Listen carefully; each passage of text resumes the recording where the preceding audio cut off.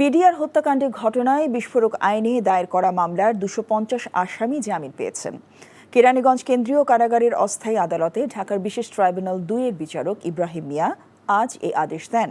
হত্যা মামলায় খালাস পেলেও এসব আসামি এতদিন বিস্ফোরক মামলায় কারাগারে ছিলেন। আসামি পক্ষের আইনজীবীরা বলেন, এই আদেশের ফলে আসামিদের সঠিক বিচার পাওয়ার পথ সুগম হলো। আর রাষ্ট্রপক্ষের আইনজীবী আদালতের এই আদেশকে ভালো সিদ্ধান্ত বলে মন্তব্য করেছেন। আপেল শাহরিয়ারের রিপোর্ট।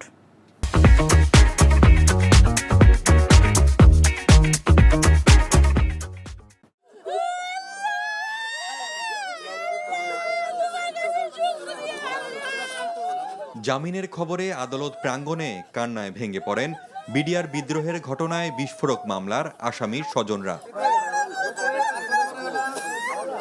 এ অপেক্ষা যে দীর্ঘদিনের। এ সময় তারা প্রকৃত অপরাধীদের বিচারের আওতায় আনার দাবি জানান।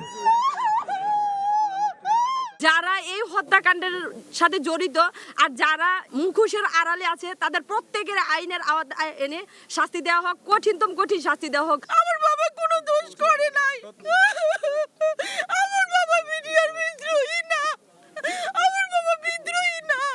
জুলাই বিপ্লবের পর নানা কারণে কয়েক দফা পেছানো হয় এ মামলার জামিন শুনানি। অবশেষে কেরানীগঞ্জের কেন্দ্রীয় কারাগারে অস্থায়ী আদালতে হত্যা মামলায় খালাস পাওয়া আসামিদের জামিন আবেদন করলে তা মঞ্জুর করেন আদালত।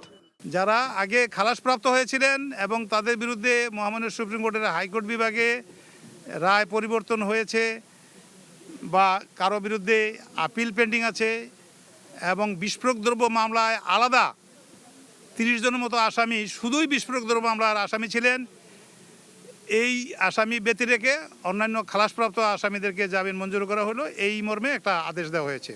আসামিরা জামিন পাওয়ায় তাদের ন্যায় বিচার পাবার পথ প্রশস্ত হলো বলে মন্তব্য করেন আসামি পক্ষের আইনজীবীরা।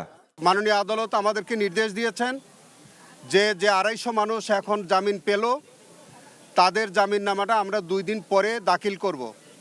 আমরা ভালো করে স্ক্রুটিনি করে কেউ যাতে কোনো অন্য আসামি যারা সাজাপ্রাপ্ত এরকম কেউ যাতে এসে ভুল বেল বন্ড যাতে সাবমিট না হয়ে যায়, আর যাদের সাজা ইতোমধ্যে শেষ হয়ে গেছে, যাদের 10 বছরের সাজা ছিল, এই সাজাটা এখন আর তাদের নাই। আমরা মাননীয় আদালতের কাছে অনুরোধ করেছি, সাবমিশন রেখেছি যে তাদের জামিনের বিষয়গুলো যাতে পরবর্তী ধার্য তারিখে বিবেচনা করেন।